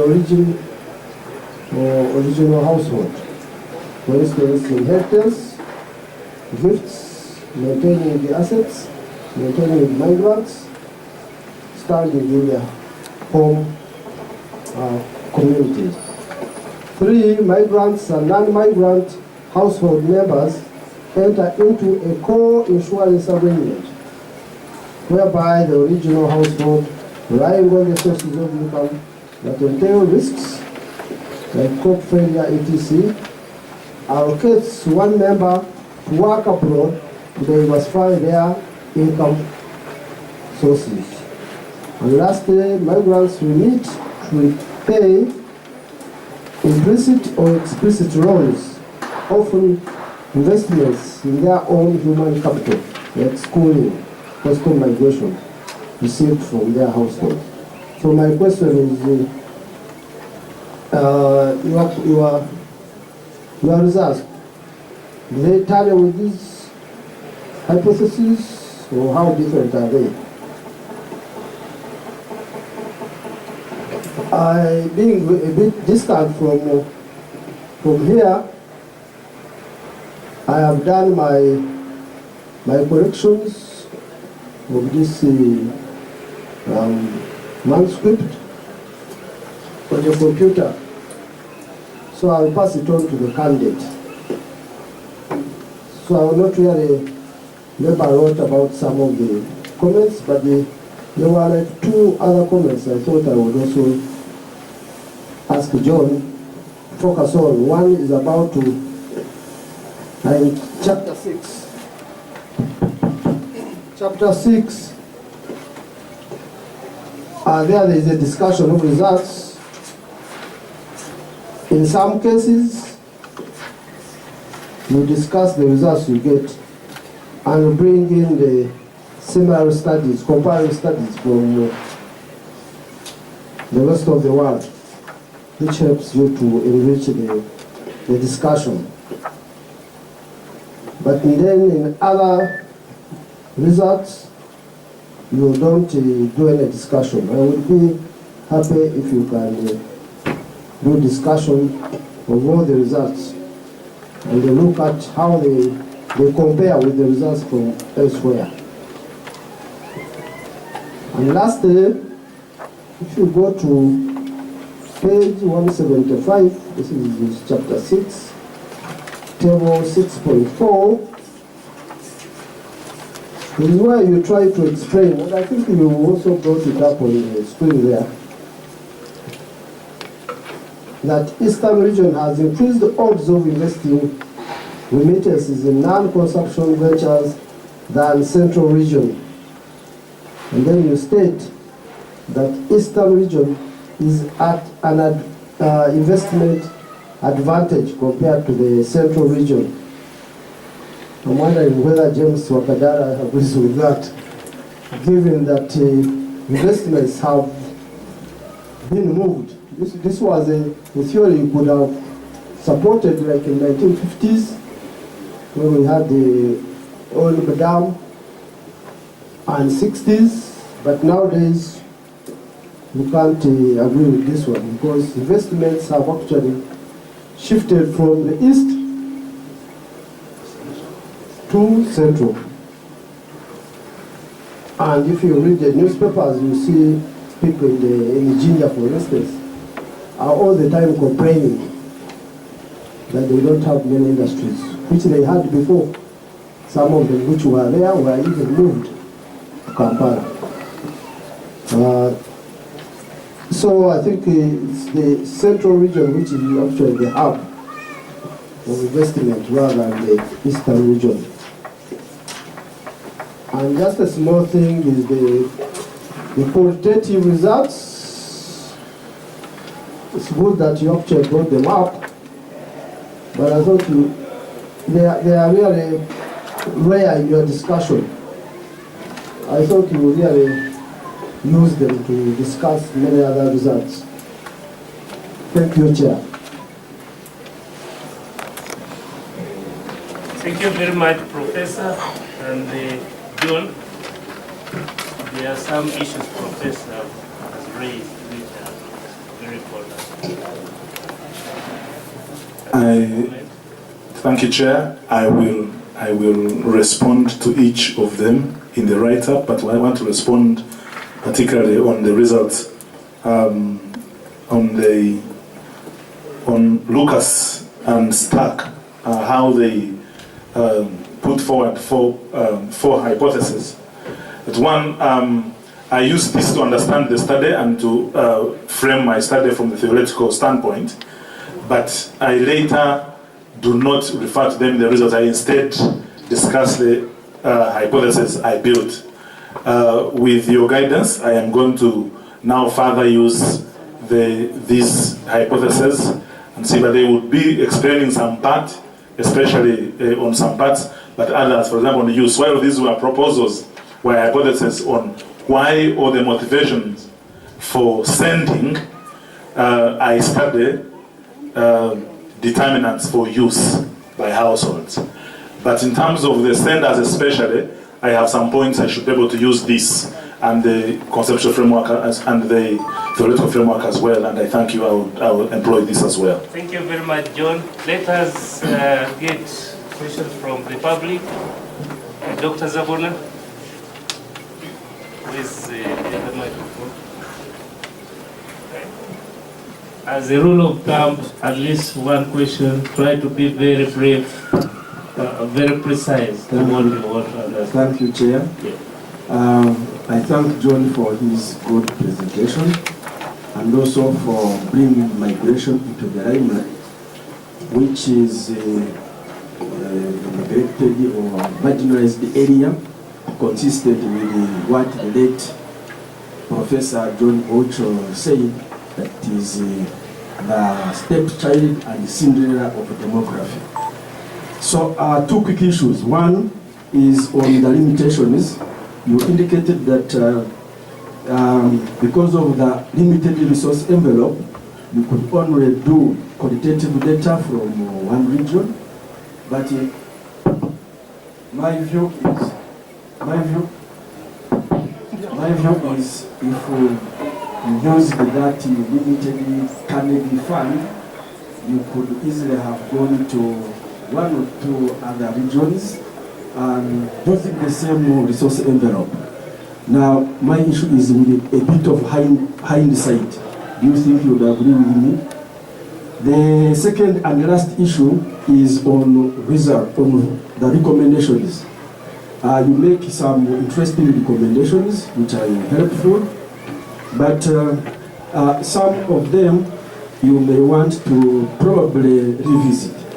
There is the issue of fuel for cooking, which proved to be significant in terms of influencing the household having a migrant. And kerosene, people using kerosene had actually increased the odds of having a migrant. The question is, what recommendation do we make out of this? What do we do with the kerosene in this case? Thank you very much. John, can you respond quickly? Thank you very much, Dr. Zabona. Try to be very precise. The Canada funds, as I mentioned, were qualified by the word small, and they would come in pieces over different times. For example, you first receive some to go away from your desk and work, and you receive another piece that does not allow the part for actual data collection at that moment in time could not allow moving around. I just took advantage of a wider study that I mentioned I was part of. But like I said, once again, I'll continue, since I am the Canada scholar, I'll continue to engage with them to send me around Uganda to inquire from others elsewhere. What do we do with the kerosene and firewood?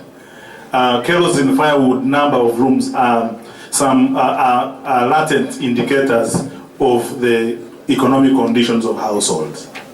I do think moving forward, one of the recommendations I have in the book, not in the presentation, is appreciating and fast-tracking wealth creation, not at the district level, but the household level, and targeting a woman, as my results are actually mentioning. I do not have recommendation for each of them, but I talk about fast-tracking, acknowledging the role of women in wealth creation and how much they can do to transform a household and later a community. Thank you very much, John. Another question? Any other member of the public? Any other member? There is no public. I think people are satisfied with what has been presented. Maybe I can. Yes. A general one. Thank you, John, for your presentation. I just wanted, just out of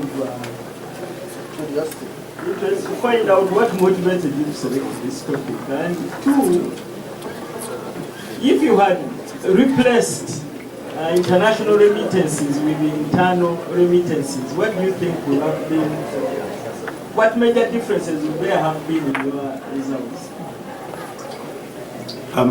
Thank you, Madam. One, I'm normally interested in aspects that are left behind. Migration, demography is how people are born, how they live on earth in terms of birth, and how they move around. But scholarship has continually left migration behind. And I thought I would take advantage of a rare study on migration, or a rare, abandoned, and neglected part, so that I can enjoy wider space of consultation when it comes to taking advantage of what we have studied and what we have looked at. But also, secondly, I am a candidate of remittances. My father stopped paying for me fees in terms of inability when I was in senior, when I was in primary 6, and promised that I had only 1 year to hand me over to the world. The day I signed an agreement with my father not taking him to court, when they paid fees for me, we were 15 of us, and the next day we received a letter from my brother who had received boom in his first year at Makerere, doing engineering, that I'm going to take over the fees of all your brothers, of all my brothers and sisters. And therefore, what my argument is, if my father had decided to use the money for alcohol, if I had used it for something else. I wanted to find out what determined the use of the money he received for our fees. One of them was a directive, but he still had an opportunity to use it for something else. So I am a result of remittances, and I thought that guided me when I was reading around. If I repressed internal remittances, it has been my question as well. The survey does not conclusively cover clearly internal remittances, because they mention they are extremely volatile. There is rural to rural, urban to urban, urban to rural, and all that. This has actually not been done. And one of my aspects of my further study is actually understanding how communities have been transformed as a result of the people in Kampala who sent back money. And that's one of the areas I'm still open to studying moving forward. Thank you very much, John. I think questions are almost over, but I would like to ask you two questions. One, you talked about socio-economic status. How do you know that the variables you used represent socio-economic status? Which statistical method did you use to determine that? Two, can you describe for us briefly how you did your literature review? Thank you. Thank you very much, Dr. Misinde. I do not have a professional standpoint on that. I depend on, I use what I looked at from literature review and also from the composite indicators as one of the aspects they have used to measure wealth index. One of the weaknesses I probably admit in my study that I do not measure a one-point variable called wealth status. I use other variables. One of the reasons were because of my sample. I also use that to be a latent indicator, not a direct indicator of socioeconomic status. So I am guided by literature and what studies have done, and also acknowledge the limitation for not building a composite index for income. How did I do literature? I did quite a number, numerous courses on electronic resources. So I used electronic resources and created libraries, and sometimes I will forget some that I had because it has been over some time. But I use electronic resources to look at what I've done. I also created a Google alert from the people who are studying remittances. Every other day, if any study is released on migration, on remittances, it will directly come on my mail, and I would read it and refer to it. Thank you. Thank you very much, John. I think we have come to the end of this. The panelists are going to withdraw to the research office to deliberate on the outcome of this discussion. I request the members who are present here, the public, the staff, to remain still until the panelists come back with their verdict on this. It takes about 5 to 10 minutes. Thank you very much, John, and thank you for reaching all this far. Give him a clap.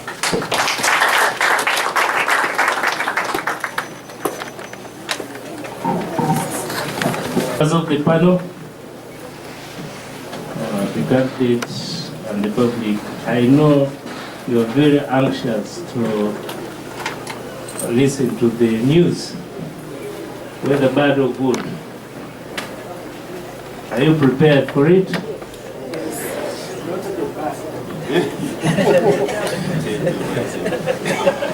Okay, the news is the candidate passes.